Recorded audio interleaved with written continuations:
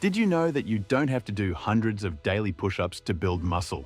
Forget about heavy lifting and using all sorts of gym equipment and machines. Sometimes simplicity is key in this video. We're going to talk about how you can strategically add push-ups to your routine to promote maximum gain. It's also important to get a full grasp of the science behind muscle building. More importantly, we'll share with you exactly how many push-ups you need to complete to get bigger and stronger. Later on, I'll give you some tips on how to do push-ups correctly to ensure that you experience the full benefits and avoid injury. What is muscle hypertrophy? Muscle hypertrophy is the process of increasing the size of muscle cells due to physical training.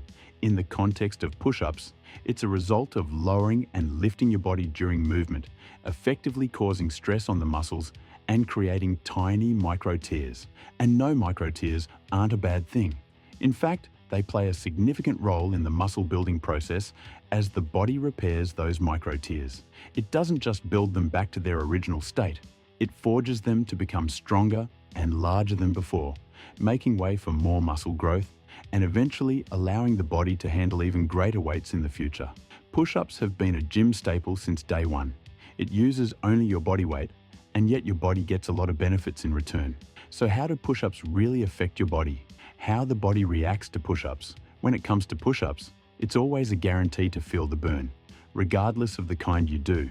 Push-ups recruit so many muscles at once, including your chest, back, shoulders, and arms. One of the pros of this exercise is that it can be modified in various ways to target specific muscles better.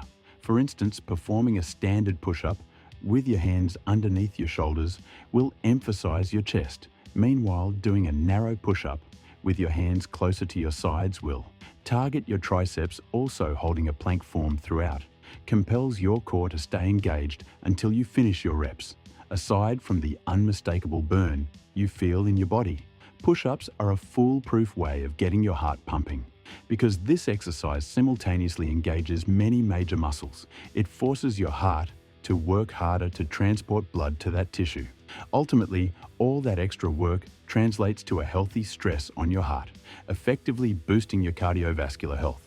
One study even points to a link between push-up capacity and heart health. According to the study, men who could do 40 push-ups had a significantly lower risk of heart problems over the next 10 years than those who could only do 10 push-ups or fewer.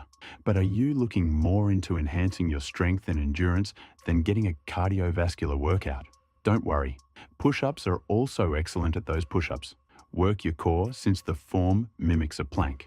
But with some added arm movements as such, you're building core strength and stability by holding that plank form while cranking out your reps. Besides core strength, your upper body also gets stronger since the exercise recruits all the major upper body muscles. Lastly, as your strength grows, so does your muscle endurance. Enhanced muscle endurance not only helps you complete more reps, but also makes it easier for you to do everyday activities, like carrying heavy grocery bags.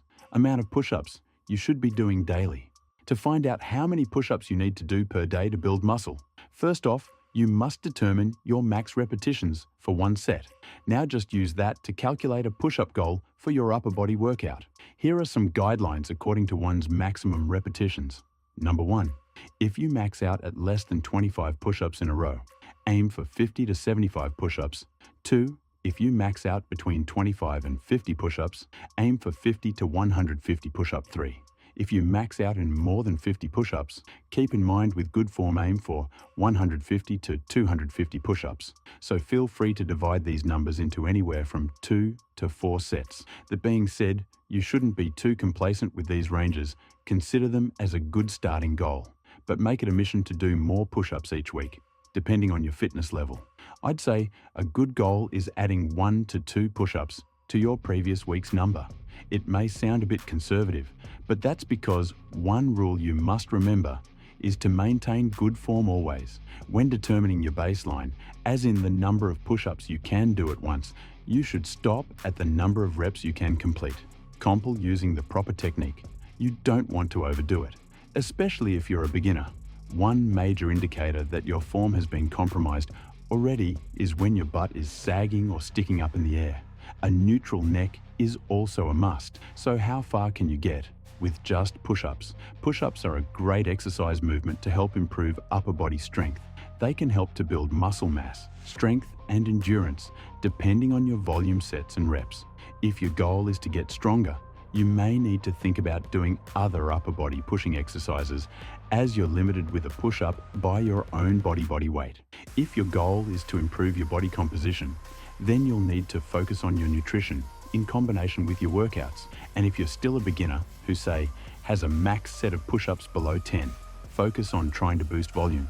You can then increase the number of total push-ups gradually, or push yourself to complete them in a shorter period.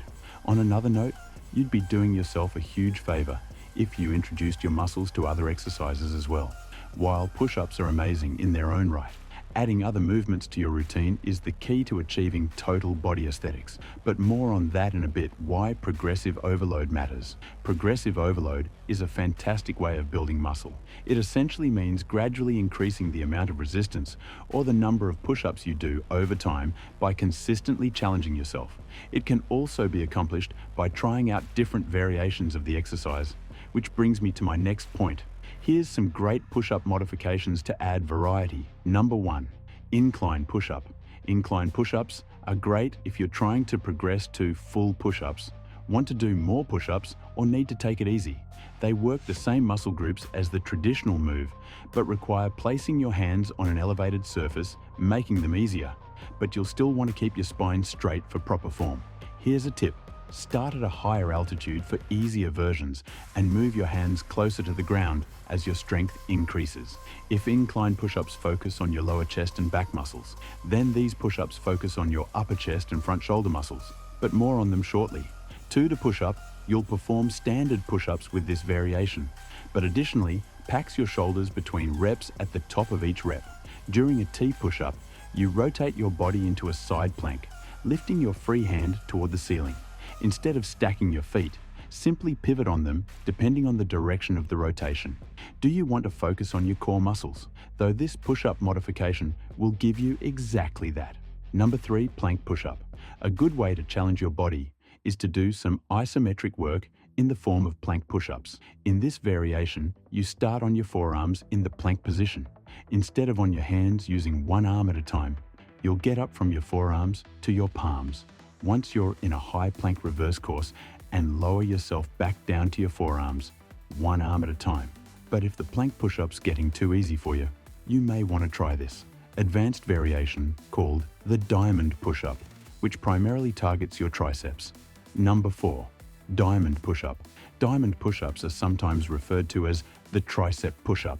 Instead of keeping your hands shoulder-width apart, you'll bring them together underneath you with your thumbs and point your fingers touching to create a diamond shape from here. You'll do the push-up as you normally would, keeping your elbows tucked the entire time. Number 5, decline push-up. If you're trying to do as many reps of standard push-ups as you can, why not challenge yourself with this variation? This requires positioning your feet on an elevated surface to increase the angle of your body and the intensity of the exercise as your core muscles fire. To keep your body stabilized, to adjust your difficulty level, experiment with different surface heights or even your tempo. If decline push-ups aren't cutting it anymore, I bet you find yourself catching a breath with these number 6 plyo push-up. With a basic plyo push-up, you'll lower yourself to within a couple of inches off the ground, like normal. Then focus on explosive strength as you push your body up, so that your hands lift a couple of inches off the ground between reps. If you're new to plyometrics, start slow and land gently to avoid wrist injury. Recovery is part of the journey. It's really important to incorporate rest days into your routine. Without adequate rest, your form and technique will be unsustainable, leading to a greater risk of injury and diminishing returns.